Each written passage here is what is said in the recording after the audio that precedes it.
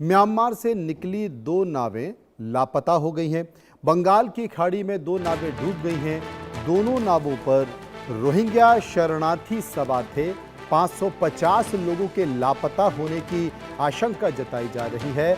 UNHRC IOM ने गंभीर चिंता जता दी है। अयोरावाटी तट के आसपास हादसे का दावा हुआ है।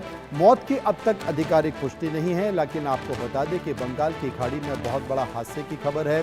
खबर है कि म्यांमार से जान बचाकर भागे अल्पसंख्यक रोहिंग्या समुदाय के लोगों को ले जा रही दो नावें समुद्र में डूब गई हैं और इस दर्दनाक हादसे में करीब 500 लोगों के मारे जाने की भी आशंका जताई जा रही है। शुरुआती जानकारी के अनुसार ये दोनों नावें जून के आखिर में म्यांमार के पश्चिम राज्य रखाइन से रवाना हुई थी। इन नावों में सवार ज्यादातर यात्री रोहिंग्या समुदाय के थे। इनमें से कुछ लोग ऐसे भी थे जिन्होंने बांग्लादेश की सीमा पर बने शरणार्थी शिविरों की यात्रा शुरू की। अंतर्राष्ट्रीय प्रवासन संगठन आईओएम और यूएनएचआरसी की ओर से एक संयुक्त बयान जारी किया गया है। इसके मुताबिक पहली नाव पर लगभग 250 लोग सवार थे।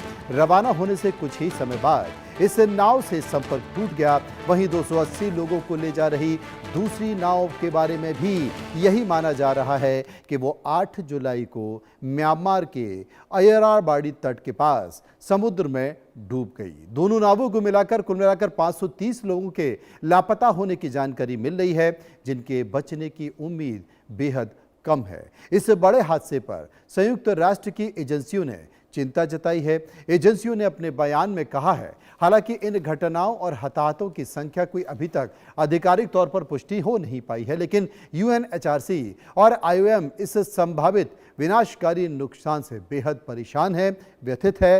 रोहिंग्या शरणार्थी अक्सर बेहतर जिंदगी की तलाश में हिंसा से बचने के लिए खतरनाक समुद्री रास्तों से सहारा लेते हैं और जून जुलाई के महीने में मानसून की वजह से समुद्र बेहद अशांत रहता है।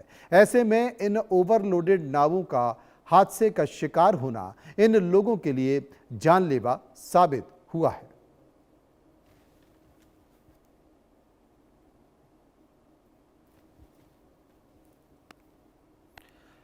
तो आपको बता दें कि करीब 530 लोगों के मारे जाने की खबर मिल रही है। म्यांमार से जो नाव निकली थी, दो नावें निकली थी, वो लापता हो गई हैं। बंगाल की खाड़ी में दो नावें डूब गई हैं। दोनों नावों पर रोहिंग्या शरणार्थी सवार थे।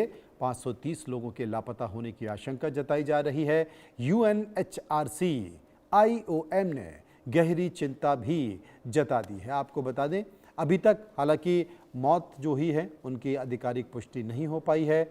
बंगाल की खाड़ी में बड़ा हादसा हुआ है और अभी जो मौसम चल रहा है उसमें बंगाल की खाड़ी में जो समुंदर है वो अपने उफान पर है और यही कारण है कि तमाम जो रोहिंग्या हैं वो रखाइन से अपनी जान बचाकर दूसरे देशों में जान बचाने के लिए पहुंचते हैं। लेकिन दुख भरी खबर है कि करीब 530 लोगों के इस समुंदर में डूबने की खबर